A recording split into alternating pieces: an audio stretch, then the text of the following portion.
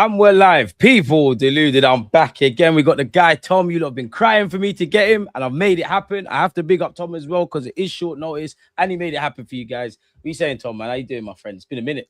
Yeah, it's good, man. Good to see you. Good to speak to you again. How are you? I'm good, man. I'm good, man. And it's me and you have been doing content individually and collectively throughout the years. And it's a shame that we're doing this now, isn't it? Because we've been through the trenches, we've been through the wars. And it's nice to be Premier League champions and talking about signings, which we'll get into. But it's a chance for me to be a bit selfish. I'm sorry to the chat, but I haven't had a chance to speak to Tom. We've won the Premier League. How did it make you feel? The parade, everything, man. All that journey from the off-season, pretty much up until this point, my guy. Yeah, I felt incredible, mate. There's no really other way of putting it. You know, obviously the Champions League final was a little bit of a somber close to the season, but I mean, the flight I got at 2 a.m. straight after that final back to London for that parade made all of that Saturday chaos and misery completely forgotten, because enjoying the scenes in London to celebrate that title victory were incredible. You know, I had a friend of mine who was actually closer to the players, and he was telling me that before they kind of went on the bus, there was still some hangover from that final. There was still a little bit of like Naturally. Yeah, of course, you've just lost the Champions League final. But he said that within moments of seeing the crowds, they absolutely transformed everything that we've come to expect, you know, from them and their mood. So it was great to see them in fine voice and form, and particularly Ben White as well, who had a great time chucking everyone's stuff off the bus. So yeah, it was great, man. It was great. It was amazing, man. And for me, it was a full circle moment because obviously prior to then, I hadn't seen us do it since a kid. And, you know, all the blood, all the sweat, all the tears said about our club collectively, all the pelters, you're in the media, as am I. You know, the sort of stuff they say, all the things they say about our all the things they say about our club. It's nice to finally get over the line because I'm happy that we're not having the conversations. As much as I'm a big fan of Arteta, we all know the conversations that would have had to have been said come the end of the season. So I'm happy we finally got it over the line. And next selfish question for me. One thing I do feel, yeah, and it's not to say we're going to do what City done and win it 3-4 times on the spin and things like that. But I do feel within these 4 years of pursuing the Premier League title under Mikel Arteta, they've had all of that. Oh, where's Tom gone? Oh, Tom lost audio. Oh, fair enough. I thought I'd done something. I thought Tom hates me that much. No, but I was going to ask you, Tom, yeah, like, obviously a lot is said in relation to Mikel Arteta from the moment he took the job to now and winning the title and can we get over the line and all that kind of jazz. I feel if you have that and part it off to a side and you add an extra ingredient of the fact that prior to this season, we was chasing, you know, our first title of the Emirates era, 20 plus years. I wanted to ask you, do you feel like a weight's been lifted off our shoulders, not just because of what we've been doing under Mikel Arteta's regime, but also the fact that we've got that monkey off our back of pursuing that Premier League title. So like we've been next season, we've been in that scenario. So like maybe we can just go on a run really and really start getting some silverware. Yeah, man, that's got to be the hope, isn't it? It's got to be the hope that this is the start of a dynasty rather than it being the culmination of a project reaching that point. And it was really good listening to Arteta speak yesterday when those quotes emerged. And he talked about, like, this is now the standard. This is what we want to achieve. It's not a case of this is like everything that we've led to this point and this is the peak. It's meant to be that this is now the expectation. And I'm sure we'll come into transfers as well, but what he was saying about that and wanting to add quality and depth and, you know, all this more stuff to reach another level, you know, they have to bring in better players. So it's clear they're just not resting on their laurels at all. They are completely running with this success that they've got. And I'm really excited to see what that means, because lifting the pressure off, as you say, getting the monkey off your back, you know, and it has been that it's really been clinging on tightly to these players, and not having that next season is really exciting just to see how much freer they play, and also getting some new players in. You know, I mean, Declan Rice arrives, Victor Gyökeres arrives, and the mission is you've got to take Arsenal to the title. New players coming in this summer, the mission is you're already champions. Go and make us even better than we already are. Go solidify yourselves. 100%. 100%. It's a weird one. Who did you give a man of the match, player of the season to last season? Because I feel there's a lot of contenders. I think I settled on David Raya because I don't feel like we give enough praise to keepers generally in football.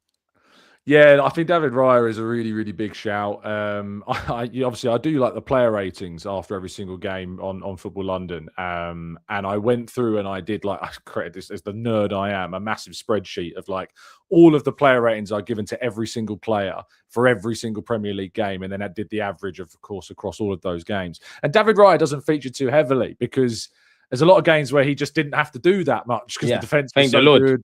Exactly. But there were so many big moments that he had, especially in the second half of the season.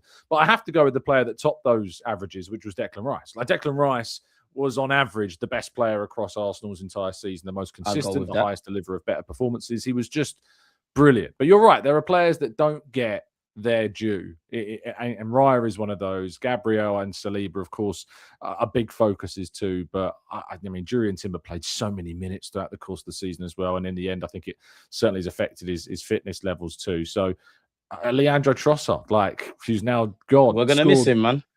Scored the best goal of my life at West Ham United, I think. So, yeah, absolutely incredible. Incredible. I think you're bang on, man. I wanted to ask you another question, yeah, because like we'll get onto transfers, people. I promise you we will. I don't advocate crashing out unless there's a valid reason to. But if there was one thing I would crash out or had to pick being illogical about, not suggesting I am, but if I had to, it would be like, just with my fan cap on, the nervousness around injuries to our key players. So naturally, we know about Declan Rice at the World Cup. We've seen, obviously, the fallout with Saliba. Probably need a defender. You know, we know we're having to... Declan Rice and Bukayo, we're going to have to wrap them in wool. How do you feel about injuries going into next season? Because it seems like it's the spine of our squad. That's a big worry for me. Yeah, I think that you look at a loss of a player like, I mean, everyone looks at the statistics, the win ratios, and the percentages with Saliba in and out of the team, you know, and it's always a case that Arsenal's win record without Saliba, a landslide, really. It is. It drops off a cliff. And so Arsenal need to do something clever. From a personal point of view, I don't think you can replace William Saliba in this market as is right now, especially a player that's only being signed to be cover. So I think what the smart thing to do is to bring Ben White into a more central area with Mosquera, and then sign another right back to be a fullback, which we need anyways. Exactly. That's what I think smart, because Ezri Konsa is a good player, but he's I don't look at him as like even though he's very tall, if you look at his stats aerially, he's not that dominant. And so Arsenal need a player 60 million, forget about it. 60 million quid, mate, is nuts. This market is nuts. And for a player who's nearly 29, 60, I know we'll talk about another player who's nearly 29 that we're spending a lot more on as things stand. But for Konsa, it's not for me, mate. It's not for me. I'm with you in that. If I'm honest, I didn't initially rate Konsa. I found a new respect for him as to what he's been doing for Aston Villa. 60 million, I'm not on it. It's not for me. I understand, like, we need someone, and I think there's a lot of good stuff around him. You know, he's an England international. He's Premier League proven. He can actually deputize at right back. So I wouldn't crash out, and it wouldn't be the end of the world. And I know people accuse the football club, and I myself, of penny pinching on occasion without having all the variables to hand. But Konsa, I don't think there's value for money in the market in that regards. And I know it's easy for me to say, and it's not the same. But if we were genuinely going to go for Konsa, if he signed, he'd have all my support. But I would rather mimic what we did with Mosquera a year before. Don't know who did it at Arsenal, but some scout done their job and we signed him for 30 mil. I'd rather kind of do that. That's another thing, like you kind of answered, because that is one thing I've been kind of differing between myself. At one point, I wanted to, now I probably want a centre half that can play right back.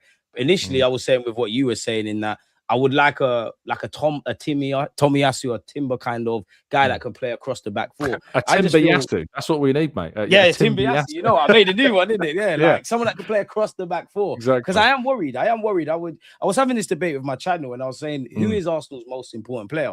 There's numerous that could lay claim to that, and there's numerous players we missed. But then I asked myself and asked the chat, if there was 5-10 games and you could go without Saka, you could go without Gabriel, Saliba, Declan Rice, Gabriel, which one would you pick? I would probably say Rice is our most important by that logic, because I would feel uneasy about him. Now, Bruno's a step in the right direction, but the spine kind of scares me, if I'm completely honest. What have you made of the market generally? Because you said it there. It's like the market's gone crazy. I feel a bit critical of the club, Tom, on one hand, but then on the other hand, I do have a lot of sympathy because there isn't value for money. And I know a lot of people crashing out over Morgan Rogers. There's no way on God's green earth at this moment in time he's worth 117 mil. Now, granted, he might go and prove the price tag and does great, but it's a weird one, Tom, man. Yeah, it's bizarre, this market. It's Manchester City's fault. There's no question about that. They went in so early and so big, with that bid for Elliot Anderson that got immediately accepted. And then Spurs, added to that with Mateus Fernandes and Tonali. Yeah, and him as well. Yeah.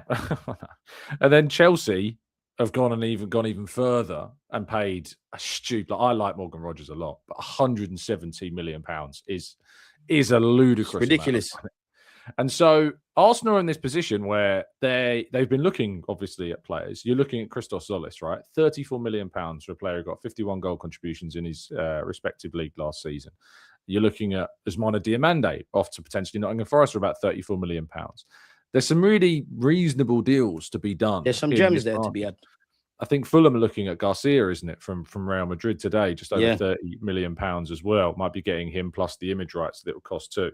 So I'm looking at these deals and I'm thinking there's no middle ground. It's like either stupid or there's these kind of reasonable gems. There's no in the middle of these. And so that's what Arsenal have been marketing and fishing for, is the middle ground of this.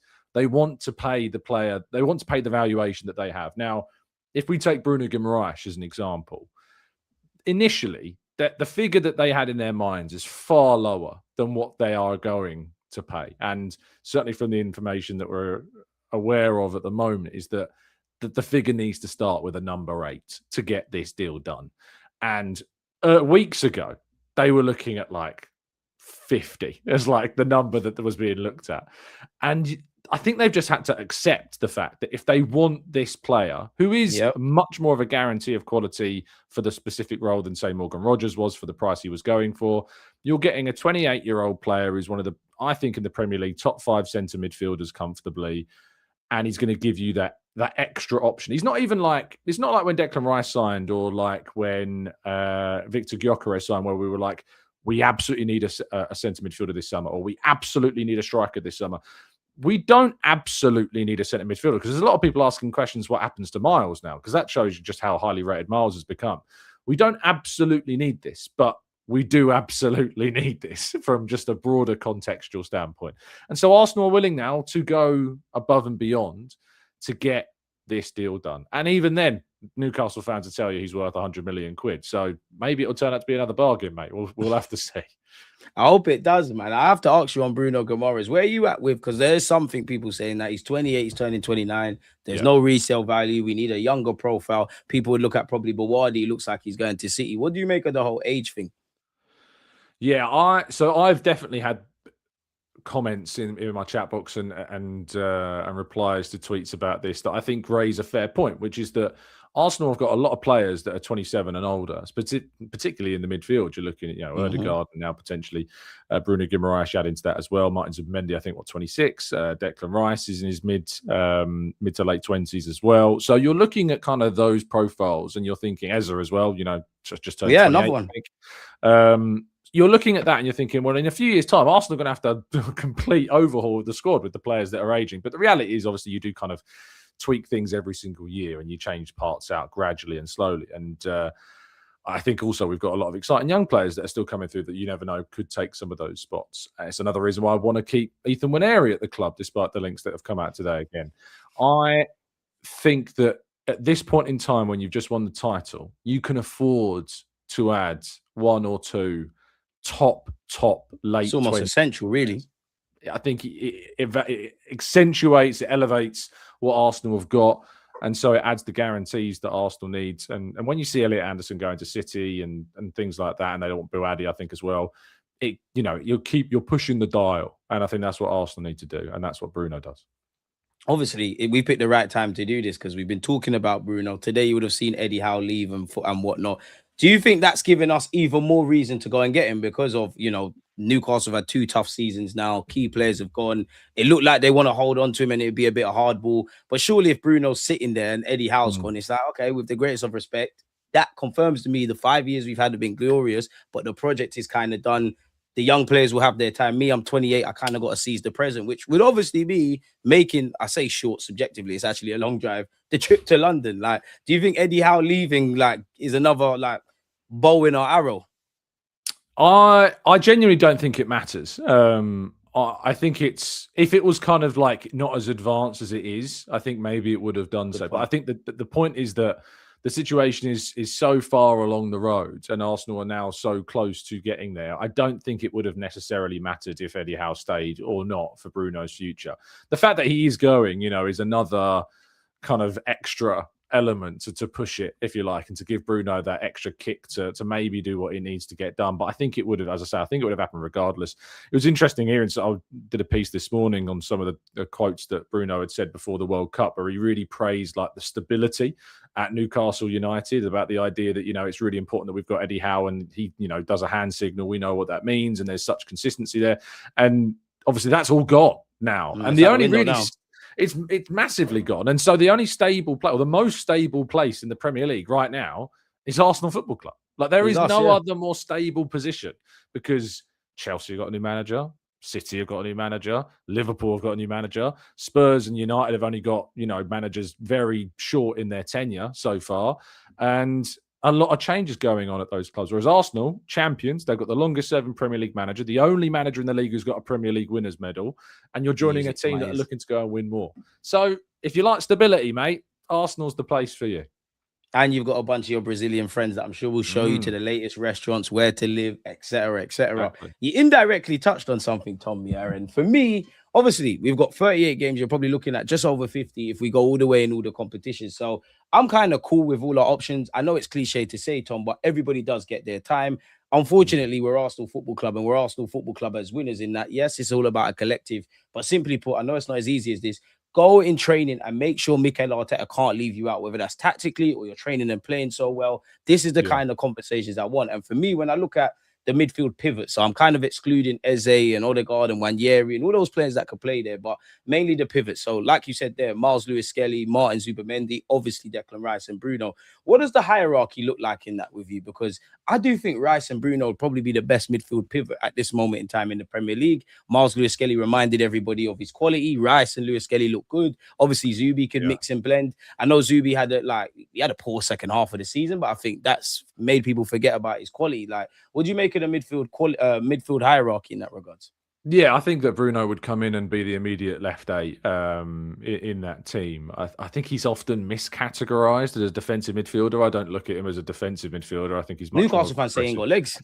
Exactly. So we'll see if that's true. But he's got excellent numbers for dribbles, for progressive runs as well. So I don't necessarily agree with the idea that he doesn't have legs, but he might not be like the same as a very mobile Vitinha or João Neves, a player like that. But when you're looking at what he brings, I'm actually most excited for Victor Gyökeres more than anything, because he's an incredibly progressive player. And Victor last season suffered with not having enough balls kind of played through the lines. And I think that if there's a player that can really offer that, it could be Bruno. So having him and Martin and Eze as kind of midfield options in front of Declan Rice, who's also a very good progressive passer, is very exciting to see. And I think Miles as well offers us more and more depth. And I think he's going to have opportunities and minutes, and we're going to see him play plenty.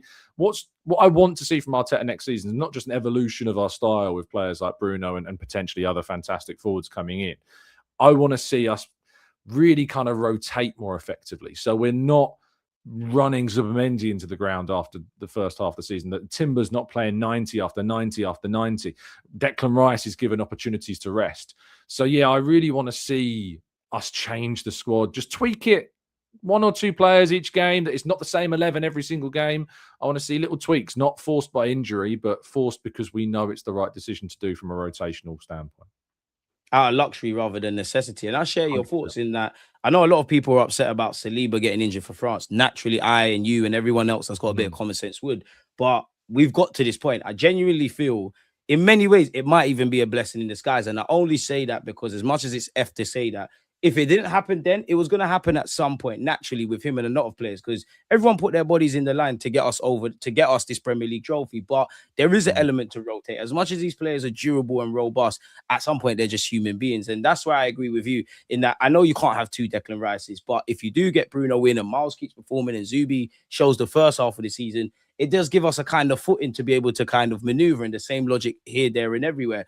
Before I forget, Tom, I do want to talk about two things, yeah? A bit of a twofold question. Do you think we'll regret, or better yet, was you upset not to get Morgan Rogers? And what do you actually make of the Zolis signing?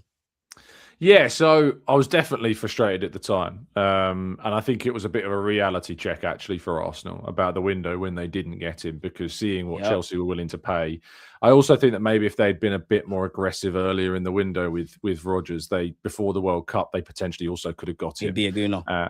He would be. And I think if they'd have gone saying, and I think that eventually they probably would have gone up to 100 million to get it done. But if they'd have gone to that quicker, maybe before the World Cup, I think that 100 million probably would have done it, especially if it was done before the Elliot Anderson deal happened, because that changed how Villa were viewing the potential price point for Flip the landscape. But Arsenal don't do that. They don't act quickly. You know, they're very methodical, and they want to try and get maximum value for the players. And they don't want to accelerate because they feel as though that sets a precedent for Arsenal Football Club, and that, you know, future deals will be impacted by that happening. And I get that. And while Rodgers is a big miss, and I really think I was excited to see what he could have done on Arsenal's left-hand side. And yes, there's similarities with Eza, but I think he would have been more accomplished on the left than Eza is for us at the moment. And maybe Arteta would certainly more willing to use him in that position than he is with Eza. I think that for a player like Rodgers to be missed out on left Arsenal with very few, and still leaves Arsenal with very few top left-sided options to go for in this market. And so that's why the Vinny Jr. stuff, which I'll save to go on to when you want to talk about it shortly, I'm sure, is the only really obvious other big candidate for that position. Because I don't see a Kvaratskhelia moving. I don't see a Desiree Doué moving. I don't put Barcola myself in that bracket. Neither do I. I don't think that Jamal Musiala is really gettable unless you pay a huge amount of money. Even then, he's not been the same player since that serious injury that he suffered. You're looking at very, very few options. But I think that Zolis is really interesting because I like him. Yeah. I mean, there's nothing not to like, right, about the Zolis deal. Cheap deal in this market, at least. 51 goal contributions last season. 7 goals and assists in 21 Champions League games for a team that often are not the dominant force in any of the Champions League games they play. I think it's a really intriguing one for Arsenal, who's got Premier League experience, of course, as well. Ironically, made his debut against Arsenal for Norwich. Life is funny like that, Tom, man. He ended Tomiyasu's career. I saw the clip, mate. He takes full out. He ended Tomiyasu's career. So it's amazing how things go full circle. But I'm really intrigued by this. And from what I've heard, he's impressing from behind the scenes, and the players are really, warming to him immediately. I mean, on Saturday, I'll be flying out to Barcelona and getting the train up to Girona. Safe trip in advance. Indeed, fingers crossed, because Spain and France at the moment are going through a lot of problems with wildfires at the moment. So fingers crossed everything does go all right for everybody that's out there traveling. Of course, those that are there indefinitely because they live there. But I'm looking hopefully forward to seeing Zolis do some magic on the pitch and show everybody why Arsenal signed him. So yeah, excited by that. And the thing is, I'm excited about Zolis because I do feel there's an element of some of these claims that people make about a lot of football teams, but Arsenal, there's legitimacy to it. Like, I think it's fair to say, like Morgan Rogers, Vinícius, game changers, players with X factor that could take us to the next level. I also feel it's fair to say, oh, you know what, the market looks crazy. Let's try and find some value. That being said, I do think people can be hypocritical because they say go and find these unknown guys. And what's the first thing they say? Oh, who is that? And I also get I understand a bit of the frustration because respectfully to Zolis, you can make a name for yourself. But your problem is, we've seen a failed pursuit of several of the names you said. We just won the Premier League trophy. People want major, expensive, shiny new toys in it. So I do think that goes against him. What I like about him, I want to be wary of myself comparing him to Trossard because no two players are the same. But they're very different, but I do kind of get that vibe. I do kind of like him and what he could do. Like right now, I have you as a squad player. Granted, in training and on the football pitch, if you impress, it doesn't matter who you are. Arteta is going to kind of play you.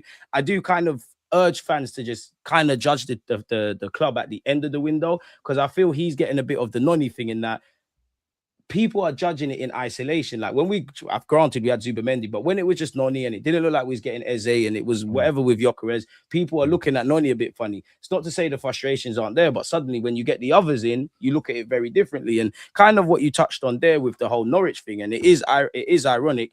He arrived initially in this country at 19. He arrives again at 24 with some good or bad moments. I do think people downplay the psychological factors. I know he's long way removed from this, but Rice never had it easy being a footballer. He got released by Chelsea and all of those kind of things. You know, we know about Saliba's route at Arsenal, going on several kind of loans, and there's Eze getting released. There's Gyökeres is probably the best example of a mentality monster. So there's several examples of that, and that's why I'm cool with him. As you said there, 35, 40 million euros, it's not breaking the bank. God forbid, but if it doesn't work, you give yourself a foot to stand on to move him on. Bearing in mind, Palace tried to get him last summer and it didn't kind of work out. So I like what Zolis could be. I hope we can bring some more into the football club.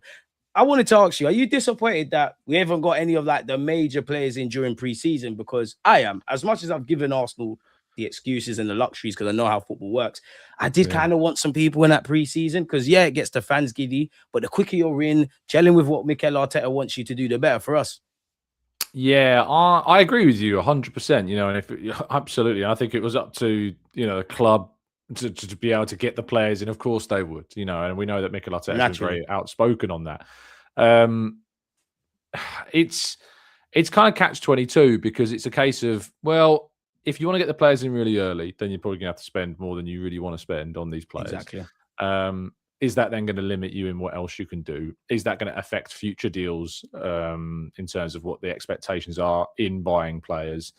But the reality is, I think that Arsenal's squad is already pretty good. And I love the fact that both Kai and Victor are going to get pre-seasons, which is really important for next season. Because especially Victor. Exactly. Victor didn't get that last time. He joined right towards the end. And so I'm really intrigued to see that. You know, the whole Julian Alvarez story, that's very much tied to maybe Victor's future. And I've got a lot of time for Julian Alvarez, of course, but I'm really curious to see what Victor can do in his second season, for Arsenal, and if he can really kick on. 24 goal contributions last season, far and away the most of any player in our squad last season. So, yeah, I'm really curious to see if that, and with Kai as well, and how that relationship develops, and if there's something to be said about maybe the pair playing with one another as opposed to instead of one another next season in Arteta's thinking. So, yes, it's frustrating that they're, the big players like Bruno aren't there immediately, or potentially a Vinny Jr. But if it is going to be the case, I'd rather we got them than, maybe went in early and got a player that necessarily wasn't available later on in the window that was a better opportunity for Arsenal. Are we saying, therefore, that because you can't get Bruno in before pre-season, we go and get somebody who's not as good because we can get them in earlier? Probably not. I think that's actually a very good way of looking at it. I wanted to ask you, I did see rumors, I don't know for the credibility, but in theory, if Atletico Madrid was saying you can have Julian Alvarez, we'll knock some money off, but you have to give us Gyökeres, would you do it? Because I wouldn't, You wouldn't, no. No, I can understand the logic, but I'm a big fan of Victor, man. So I'm completely indifferent on this. It happens, that's what I'm saying. I'm like, if it happened, I'd be like, okay, cool. I can't wait to see Julian Alvarez play for Arsenal. But there'd be part of me that Victor's going. And the other part of me is, as I said before, I'm really curious to see what Victor can do in his second season with Arsenal. So I am indifferent. I think it's a win-win situation either way around. I think Alvarez is a better footballer than Gyökeres. I don't think that's unfair to say. But I think Victor's a better goal scorer. And if we're suddenly going to provide players like Bruno and, in a dream world, Vinícius Jr., you're adding a lot of creativity, progression, and penetration to the box. So, yeah, I'm looking forward to seeing, again, what Victor could do. But it's always a tough one. Because I was always one of those that was really critical of Victor in the first half of last season. We always just didn't see it, and it didn't click. And I remember when I spoke to him in an interview that I did for FL in the second half, and when I said to him about how do you feel about the nerves, because all the talk was about Arsenal were nervous, all the nerves going on, and he said, "Is nerves mean you care. Nerves means things mean matter." You're human." And that was you'd think a footballer would just be after their media training, we're not nervous, we're just taking this on one game at a time. But he was like, no, nerves mean that this matters and you're taking it seriously. And I was like, way better answer than I was expecting. I definitely gained a little bit more appreciation for him after that chat. It's a weird one with Victor because I feel if you did get Julian Alvarez, I would like Julian Alvarez to be number one. I'd like Gyökeres to be your kind of rotation option, if that kind of makes sense. Similar to a few years ago when, it's a terrible example, but when Real Madrid played all their stars, there'll be games where the stars aren't making it happen and they'll just draw for Hosselu. That's what I would want to see. But then it kind of draws the conversation onto Kai Havertz, in which he divides a lot of opinion. But I think many Arsenal fans, you don't have to necessarily, he's not going to be everyone's cup of tea, but you have to have an appreciation of everything he's done. He's put his body on the line for this football club. But that's not actually what I wanted to ask you. Obviously, you're not working for Arsenal, but I do look despite at it what some might tell you. despite what some might tell you, he has a dream job of commentating on the club. He's not being paid. His bills are not being paid by Bert or Mikel Arteta. He just has an opinion that might be different to yours. But what I wanted to ask you, with the evolution of our squad, and up until this point, we have seen certain players like be key players, and then they've kind of been demoted per se. What do you think the future looks like for Kai Havertz, for Martinelli, and for Odegaard? Because forgive me if I'm wrong, they're all on quote unquote big money. I hate to have these conversations, but they're all on big money. They're key players, and they've got 2 years left. Surely Berta and Arteta, at some point, if they haven't already, negotiations have to start quote unquote around the new deal. Yeah, I think Arsenal never like to see their players get under that 2-year threshold because it does open up a lot of uncertainty and it puts you in a more vulnerable position to lose the player for less money, and then you might be completely out of pocket in terms of what a player's actually worth. I think for Kai, certainly what I've heard is that there is a willingness from all sides to look to extend in the future. So I think Kai will stay. I hope that he does. I think he's incredibly underrated. I just really think that he is a player that people undervalue. I mean, he's now scored in 2 Champions League finals. Sadly, he didn't win the second one like he did the first. He's a big game player. He scores in big moments. And I just think that it's a really valuable player to have in the squad. Martinelli, to my knowledge, is not the same as Kai. There is not at the moment a willingness to engage in the renewal of his contract right now, and if Arsenal were to be presented with a reasonable offer, I think they would accept it for Martinelli. What that figure is, people don't necessarily like to hear me talk about valuations because I tend to be told that I undervalue them. I think Arsenal would get something between 40 and 50 for Martinelli, and that's what I think. I just think that's what Arsenal would get. That's not necessarily what I think we should get. No, it's a massive profit, but it's not necessarily what I think we should get for him, but it's what I think we would get for him was between 40 and 50. So I hope it's more, but who is going to pay the money that some people say that he is worth? That's the question. And this is what I'm saying. There has to be a market, Tom. It's all fun and games saying sell him, look at this, look at that. And a part of me, I'm with you in that I want more money, because you could argue it's not what a player's worth, it's what you can hustle. We've seen crazy fees. You kind of want our club to get on that. I think there's a market for Martinelli, but it has to be at the right price. You know, I think he would have a lot of offers from Europe, but it has to be at the right price. His wages don't necessarily help. We did buy him for 6 or so million, so we would make profit. I don't know if Arsenal want to, or it'd be the logical decision to sell him right now for all the Vinícius talk. It's only Zolis. So on paper, you do have a bunch of players that could move over there, but you've got Zolis who needs to kind of, bed in. You've got Martinelli and you've got Eze. I don't know where Arsenal are at with that. I did think it was either going to be either Trossard or Martinelli. If you get Vinícius, and God knows we all hope, then that kind of flips things. And the market hasn't to be there. Like the last club I saw linked with Martinelli is Roma. And I looked at it, Italian league, living in Rome, living in Italy. It would be amazing. But are they going to give you competitive wages? And are they going to give Arsenal something that makes sense? Probably not. So when you get beyond the paper talk, it's probably not the best. And also, when I accept Martinelli for what he is, I've kind of given up in that, he could play up front, he could do this, he could do that. I accept him for a tool in the toolbox. I know you're going to go backwards. I know when the game's open, you could help us. I do appreciate that you've got pace. Somehow Martinelli, despite him not being the 2022-23 Martinelli, even though his record in the Premier League sport, he finds a way to chip in with key goals. So if that's a tool in the toolbox, I'd keep him. I would say Odegaard's the one that interests me, because I saw him at the World Cup. I thought that was his mini preseason to come back and be fully fit. Obviously, last year was stop-start. I got a lot of appreciation for Odegaard, but you do have Eze, you do have Wanyeri. It hasn't been so much now, but when I've read rumours, when you get away from centre mids and left wingers and Alvarez and this guy up front, it seems that Arsenal are open to signing another creative player. Like I remember us being linked with Nico Paz. So then that would surely make them look at Odegaard a bit differently. So what do you think for Odegaard?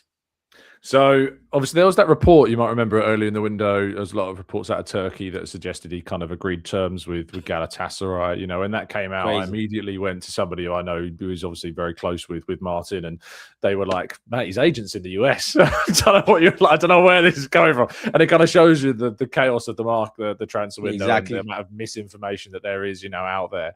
And, the sense that I got at the end of the season was very different to the sense that I get now. And I think that maybe how he performed at the end of the season, how important he was, and also during the World Cup has had an impact on maybe his future at Arsenal in a sense that a stay is becoming more likely than maybe people felt that it was at the end of the season. He had an excellent World Cup. He was, I think one of the standout players in the tournament, and was so consistent for Norway. And I think really only outshone by the man, of course, that you'd expect to, which was Erling Haaland. And I look at his role in this team, and I think there is a chance that maybe his role slightly changes, and maybe in a similar way to Santi Cazorla, he kind of starts to go a little deeper and becomes more of a deeper creative player, and he plays, and our midfield changes. So, exactly. So last season it was very much Zubi, Rice, Ødegaard, or Eze, but it was mainly Zubi, Rice, and Ødegaard was the main three. And so you had two players in Rice and Zubi that are not thought of as creative, advanced attacking players. I think the next season that we're going to see maybe a shift in the midfield to be one player deeper and then two more offensive kind of midfield profiles, one slightly less than the other with Bruno, if that is, because obviously he's much better in kind of that box to box. But I think that maybe Ødegaard fits with an Eze, both of them playing together. I think he fits with the Waneri. They're going to be proud of this. Yeah, 100%. And I think that there is a lot of stigma about Martin Ødegaard that isn't fair. And I think there's a lot of fans that just have hated on him for a long time because they didn't necessarily like the manager, and he's kind of the manager on the pitch, so he kind of draws in as a bit of a lightning. He's not a traditional captain, quote unquote. Like he's not shouting and carrying on. Captain. Even though he does shout, if you go to the Emirates, he actually is quite vocal, but he doesn't fit that mold. Like he's not Tony Adams. Like exactly, that's just not who he is. But he is definitely a captain. Like he is 100% a captain, and he has been so good for the squad and for the team. And whenever you speak to any of the players, and obviously, yes, they would be, praising him, but you can tend to tell the difference when a player is talking sincerely and when they're talking in a media trained way. And the way that they always talk about Ødegaard is incredibly sincere. And if you talk to anybody at the club, it's always very, very overwhelmingly positive about him. So, and we saw in the World Cup as well. 100%, yeah. And his Norway teammates absolutely adore him too. I thought he showed great leadership in that Norway team during the World Cup. So I want to see him stay. I want to see him flourish. And I think the likelihood is that he does stay. Whether he signs a new contract, though, is another question. But there is optimism that is the direction that things are heading. I love him. And then I've got to ask you about Ethan Waneri, man. Like, what would you like to happen? And in your honest heart of hearts, as much as you could guesstimate, what do you think the future lies for him on the 30th of July? I think we're a year later than my dream scenario happening, because a year ago I would not have spent the money that we spent on Noni Madueke, and I would have invested all of that time into Ethan Waneri on the right-hand side. That's what I would have done. It's not about hating on Noni. I think Noni's a valuable player, offers a lot, but I think that it would have been a smarter decision to invest in this very exciting young player who's somewhat restricted, with Max Dowman now coming through as well as another exciting player who I actually think is more of a central player as well. It's difficult with Ethan, because I think that the problem he's got is the players like Ødegaard, like Eze, and we're looking at bringing in Bruno. Blocked. It's such a congested area for him to get regular game time. If he has a really good pre-season, and he could do, because he started off really well, he scored a brilliant goal the other day against MK Dons in their behind closed doors friendly. If he does that and can do that consistently, and then if there's an opportunity at the start of the season, because players are still coming back to full fitness after the World Cup, and he hits the ground running there, you never know. Like, it might completely change things. Like, you think about what happened with Miles at the end of last season in just a handful of games, transformed his career. So there's nothing to say that can't then happen with Ethan at the start of next season as well. So that's my hope. Realistically, there's a lot of interest in him. He so nearly left last summer. Like, and when you hear kind of the stories around what went on, it's baffling to see that he actually ended up signing a new contract. He was so close to going to Dortmund. So and they're being linked with him again, and their interest has persisted, along with a number of clubs both in Europe and in the Premier League. So he is hot property. The loan didn't go great with Marseille, but I think that was more to do with the managerial shift. And he does have to, I think, have a bit of a sit down and think about, what he really wants, what he has to do to really achieve it, because there is question marks a little bit over his application while he was in France. So I think there's something to be said about that, but it's nothing that any other 18, 19-year-old, that's got a lot of talent and potential and everyone's lauding you all the time. It's a very difficult scenario for a young guy to go through, and to not feel a little bit overwhelmed, and in some cases needing to be a bit more humble. So I think that for Ethan, he's got all the talent in the world. I sincerely hope he stays, and I hope that we can really harness it.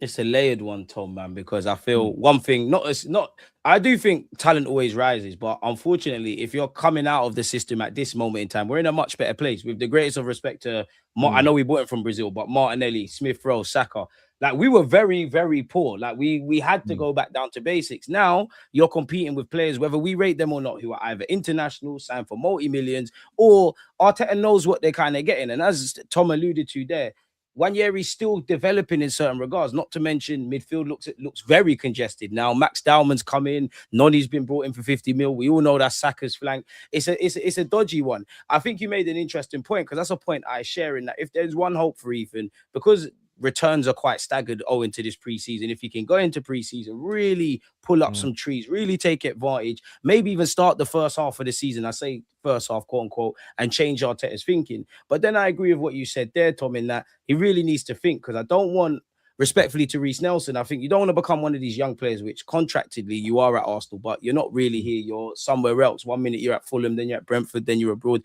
You need some stability. Could that stability and settling down those roots and playing on a consistent basis be achieved at Arsenal? By God's grace, I hope so, but probably not at this moment in time. So maybe there is rhetoric with going abroad. And I also look at it in that there's several players I'd let go or probably need to go. The Fabio Vieiras, the Reece Nelsons, the Gabriel Jesuses, etc., etc. But where I look in terms of a fee, granted, Nwaneri's stock isn't as high as it would have been when he first came through. He probably brings in the most money. There was a point where I thought, oh, Miles Lewis-Skelly, it could go a bit left. Now, granted, that wasn't the case. So things can always change, but it'd be interesting. If it was up to me, Tom, I'd ask him and Arteta to sit each other down, have an honest conversation. And then if Arteta isn't really giving any specifics, let's put you on the loan circuit and see where we can go from there, man. So yeah, we're gonna have to see what they're saying. I gotta ask you about this, man. I have to. We've been waiting, we've been dilly-dallying. Like, talk to me about Vinny Jr.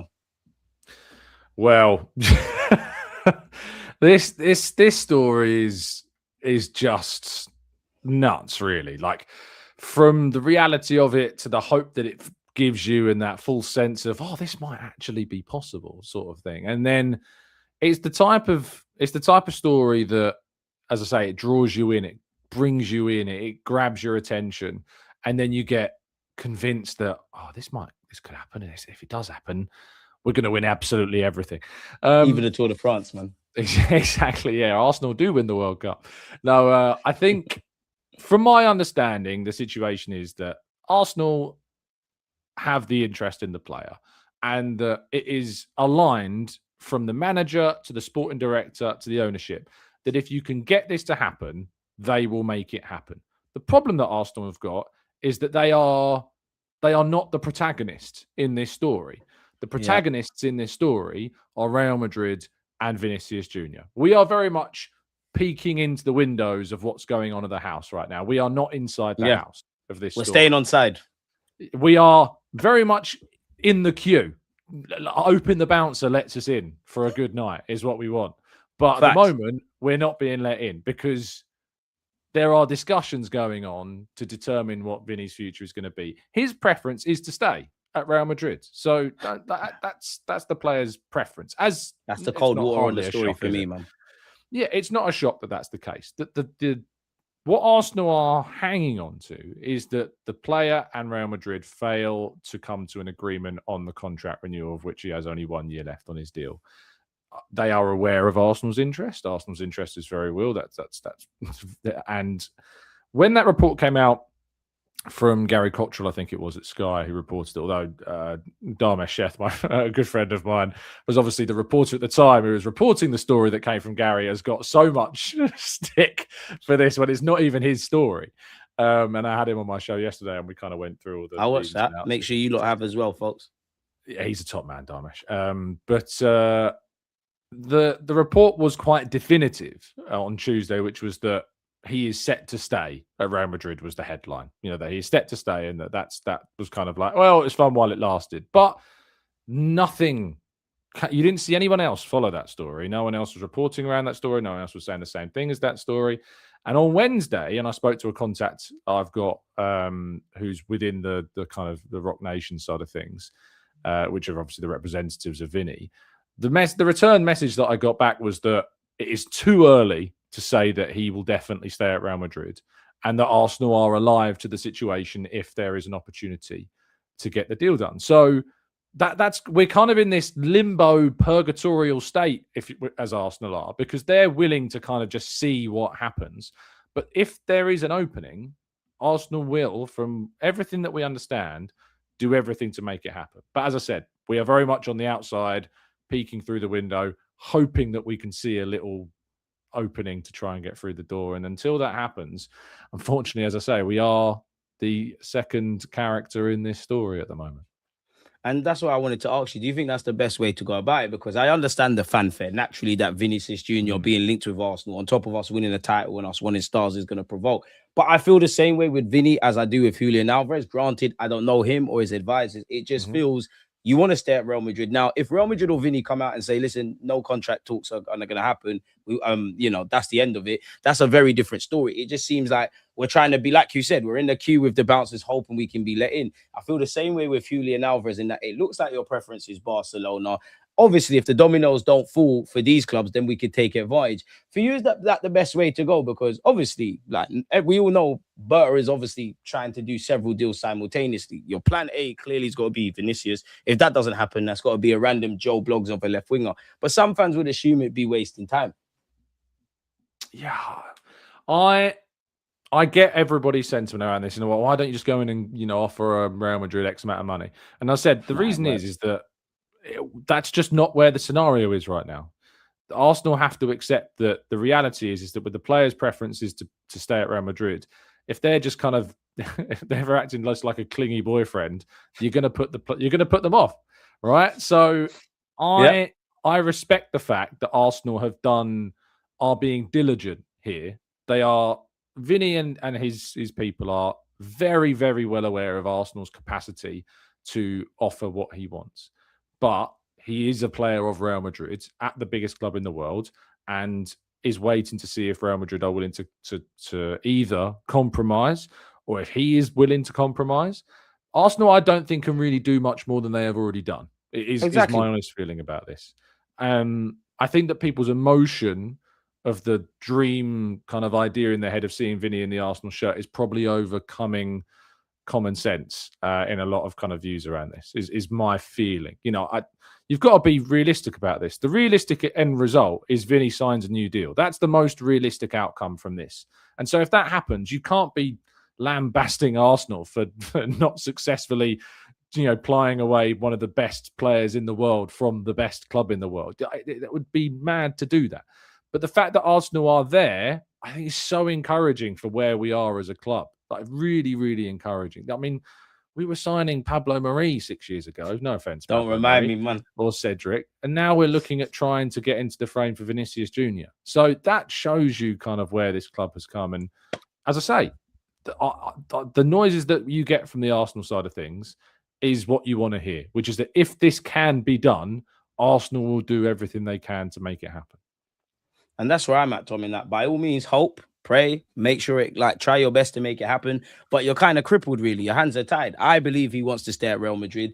We'd have to really see negotiations go cold. I know Arsenal fans are tired of hearing about patience and things, but in moves like this, where there's so many moving parts, you have to be, and there's so much, journalists offering a different kind of story on it. So I would like the approach Arsenal are taking. By all means, they're kind of being receptive to see what could happen with Vinny. And I couldn't tell you who these other targets are. And of course, it probably won't be another Vinny, and people have their talking points, but there'll probably be a plan B. And again, once you get beyond the superstarness of Vinícius Jr., I more look at profiles. Like if the window ends, you've got a centre mid, you've got a defensive reinforcement, potentially a striker. I'd say the position we've needed to improve on for years is left wing. Fair play, Arteta. Boys, go and win us another Premier League title. So I'd like Vinny. But like you said, I think there's been a lot of excitement with the fan base. Like even when it came out with David Ornstein, the actual headline and actually what you read, I was a bit surprised everybody's kind of taken the story and just gone crazy with it. Because for me, the most encouraging thing was something you alluded to there, that essentially if there's a deal to be done, all parties from Arsenal would like to get involved. Now, if you can get Bruno and you can get Vinícius Jr. or a player of that ilk, we're laughing. But again, people, it's early in the market. It's the 30th of July. Of course, I want the club to get a move on. Of course, I'd love to be in certain other positions to a degree, having these players in, especially Arsenal versus last year. But don't judge them at the start or during, judge them at the end, people. So that's what I would say. We've got about 7 minutes. I'm going to race through some questions some of you lot have asked for Tom. First one, Tom. Thoughts on City paying 20 to 50k to get youngsters in their academy? What should Arsenal do? What is the best approach to compete for young talent? Yeah, it's a really good question because obviously this is a concern. Arsenal lost Chido Obi-Martin to Manchester United, who offered him a ridiculous amount of money to get him away from Arsenal. And the reality is that this is a result of what you're seeing at the top end of the market with your Elliot Andersons. It's because clubs feel that it's worth investing these smaller, I know it's still silly money, but relatively smaller amounts of money to get these younger talents. Peanuts. Because they think they're going to be worth huge sums of money later down the line. And it's cheaper to invest this amount of money per week on wages than it will be to try and sign them when they're at a Brighton or a Brentford or a Sunderland or whatever later on down the line playing regularly in the Premier League. So Arsenal have showed their hand with Jeremy Monga. They were not willing to go over their valuation of £6 million for Jeremy Monga when City were willing to do it. They were waiting for that to go to a tribunal because that's what it would have done, but they were blown out of the water by Manchester City in the end. Monga would have, happily joined Arsenal, but Arsenal did not offer what it took to get the player, and unfortunately they missed out on him. But we're seeing other players like Nduka, who's going to Manchester City, and I've mentioned like Chido already, and we've lost Aiden Heaven in the past as well. So it sucks that this is happening, but Arsenal are also looking to be quite successful themselves in luring some really, talented young players to the club. Cardiff's Dongshu, really exciting young player, youngest ever player to play for Cardiff. Arsenal closing. He looks decent. He looks very exciting, but the thing is, like, they're kids. Like they're so young. Too young to know. It's so early in their careers. Max Dowmans are not the regular thing. Sam Dean reported today, 16-year-old Milo Bernard from Crystal Palace as well. Is somebody that Arsenal. So Arsenal are there, but to ask about the money is stupid. It's stupid what these kids are being paid.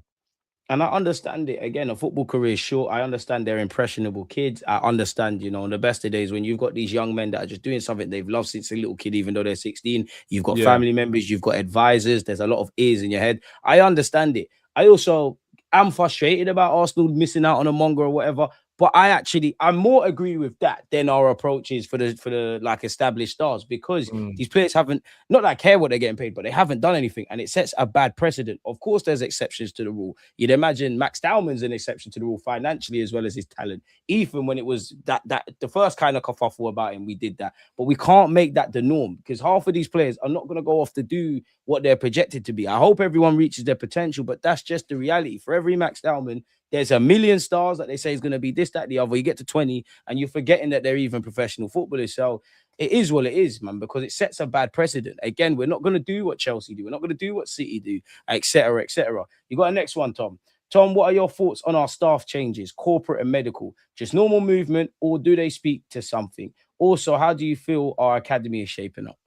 Yeah, I mean, just quickly on academy, I think obviously Pascal Damashak has come in very, very highly rated from Strasbourg and the work he's done there. So the hope is that the academy is going to be in a better place. So that's really encouraging. But the amount of medical staff changes is huge. Crazy, isn't it?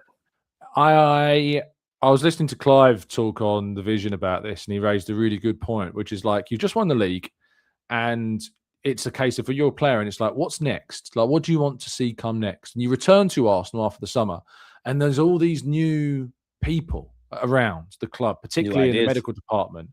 And I think it's as Clive says, it kind of gives you this sense of things aren't slowing down here. Things are stepping up. They want better people. They want better individuals. They want people that are going to get them into a better place from a fitness standpoint. If you've known that you've had these fitness issues and other teammates of yours are in consistent fitness problems, whether or not it's the medical staff or not, but to see that change, to see the club are taking action. You're seeing intention. Exactly. For your benefit, the intention, I think, is really, really positive. So despite it's a lot, and I will say the loss of Juliet Slot is a big loss commercially as well. She's done some the money that she's brought in for the club on a commercial level has been record breaking. So that's a really big position lost that they will have to do very well to replace. We're going to have to find a way, man. And for whatever reason, some of these people, because they left because we wanted to go in a different direction, maybe they think they've reached the end of the tenure.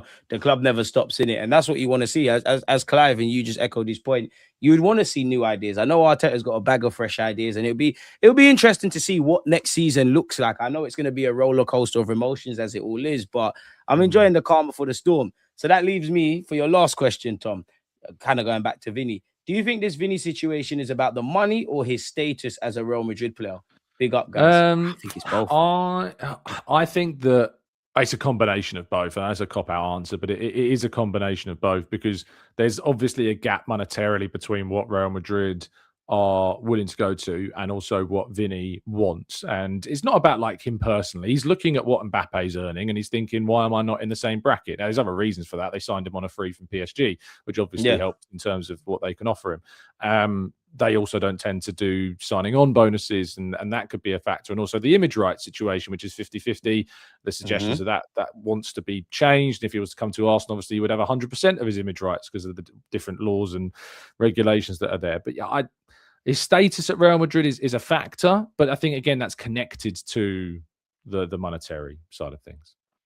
And I think it is what it is. I think, it's multiple layered, it's like everything Tom said there. You could argue the project. Once you get beyond the fact that it's Real Madrid, he might want to see how he features into the project, because he's seen Kylian Mbappe come in and he's become kind of top dog. He is 26 years of age as well. So there is that getting your maximum out. Also, there's away from his affiliations to Real Madrid. I mean, the man's been there since he's 18 to 26. So it's a difficult decision. I know there's been life before and there'll be life after Real Madrid, but quote unquote, Real Madrid's all he's known footballing wise where Europe is concerned. So again, the premise would be, if he can't agree a deal, we'll be receptive. You'd imagine Berta's got several backups. Hopefully we obviously get Vinícius. If not, Arsenal fans are going to have to cry for a day or two, and we're just going to have to get on with it.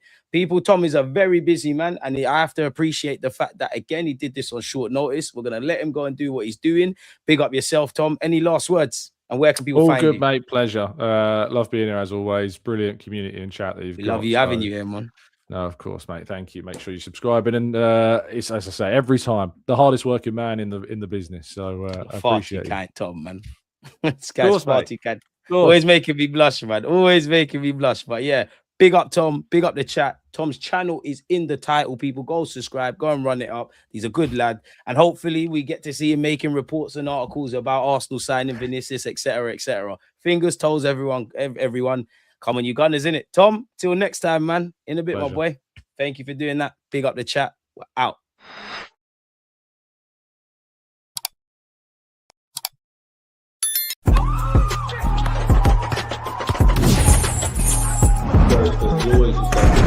Sorry, I couldn't answer all. Big up, Tom. Go subscribe. Big up, everyone go read Tom's YouTube.